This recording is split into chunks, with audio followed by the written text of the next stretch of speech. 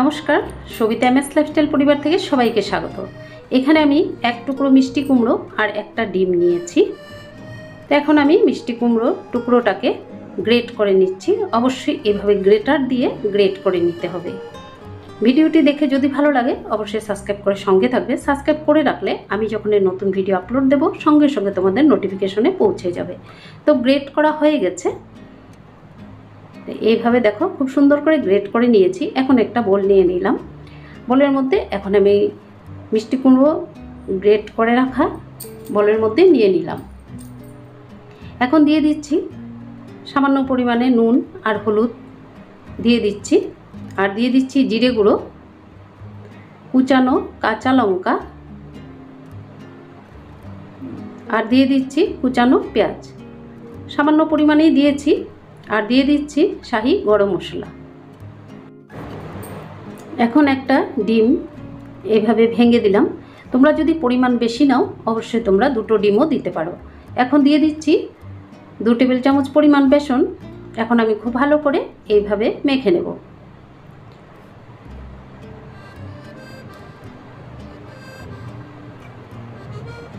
সামান্য পরিমাণে জল দিয়ে দিলাম, খুব একটা পাতলাও করা যাবে না।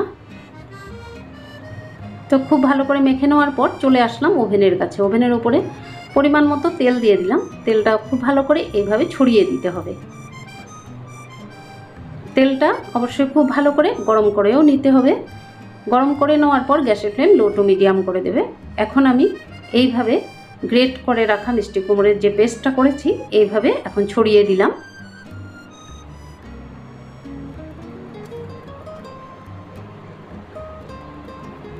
গ্যাসের ফ্লেম একদম লোতে রেখেই কিন্তু করতে হবে।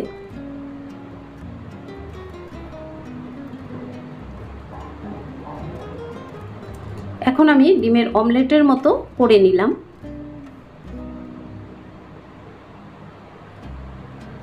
এখন একটা ছুরির সাহায্যে পিস পিস করে কেটে নিচ্ছি।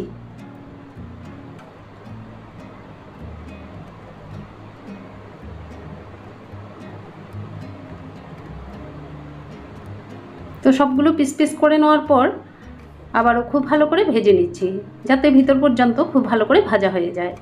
ভাজা হয়ে গেছে, এখন আমি নামিয়ে নিচ্ছি। একে একে আমি সবগুলো নামিয়ে নিলাম। আবারও 2 টেবিল চামচ পরিমাণ দিয়ে দিলাম তেল। এখন আমি আলু ভেজে নেব। নুন আর হলুদ দিয়েই আলু ভেজে নেব। এমনভাবে ভাজবো যাতে ভাজতে ভাজতে আলু সিদ্ধ হয়ে যায়। গ্যাসের ফ্লেম লো টু মিডিয়ামে রেখেই আলুগুলো ভেজে নেব। তো অনেক সময় নিয়ে আলু ভেজেছি, এখন আমি নামিয়ে নিচ্ছি। ওই তেলেই ফোড়ন দিয়ে দিচ্ছি গোটা জিরে, তেজপাতা। যখনই ফোড়ন থেকে একটা সুন্দর সুঘ্রাণ বের হয়েছে দিয়ে দিলাম কুচানো পেঁয়াজ। পেঁয়াজ দিয়ে হালকা নাড়াচাড়া করে নিচ্ছি। এখন দিয়ে দিচ্ছি আদা আর রসুন থেতো করে নিয়েছি, দিয়ে দিলাম। দিয়ে এইভাবে বাদামি কালার করে ভেজে নিতে হবে। গ্যাসের ফ্লেম লো টু মিডিয়ামে আছে।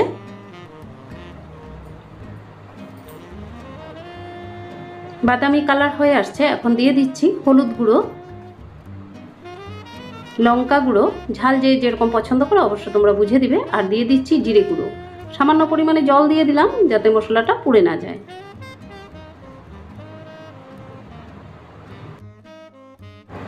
মশলা খুব ভালো করে কষিয়ে নিলাম। এখন দিয়ে দিচ্ছি গ্রেট করে রাখা টমেটো। টমেটো দেওয়ার পর আবারও খুব ভালো করে কষিয়ে নিচ্ছি। এখন দিয়ে দেব স্বাদ মতো নুন। নুন দিয়ে আবারও খুব ভালো করে নাড়াচাড়া করে নিচ্ছি। এখন দিয়ে দিচ্ছি ভেজে রাখা আলু। আলু দিয়ে মশলার সঙ্গে আবারও খুব ভালো করে কষিয়ে নিচ্ছি।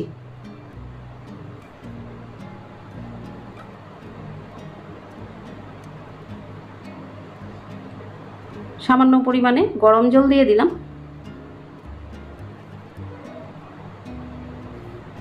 খুব ভালো করে কষানো হয়ে গেছে। দেখো তেল কিন্তু একদম ছেড়ে দিচ্ছে। এখন দিয়ে দিলাম গরম জল পরিমাণ মতো। খুব একটা বেশি জল দেওয়ার দরকার নেই, মাখো মাখো হলেই কিন্তু বেশি ভালো লাগবে খেতে। ঝোলটা বেশ ফুটে উঠেছে। এখন আমি মিষ্টি কুমড়োর অমলেটগুলো ছেড়ে দিচ্ছি।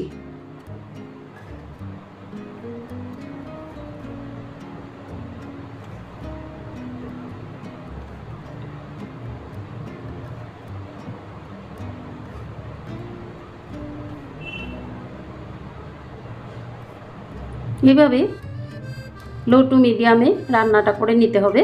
আর এখন দিয়ে দিচ্ছি শাহি গরম মশলা,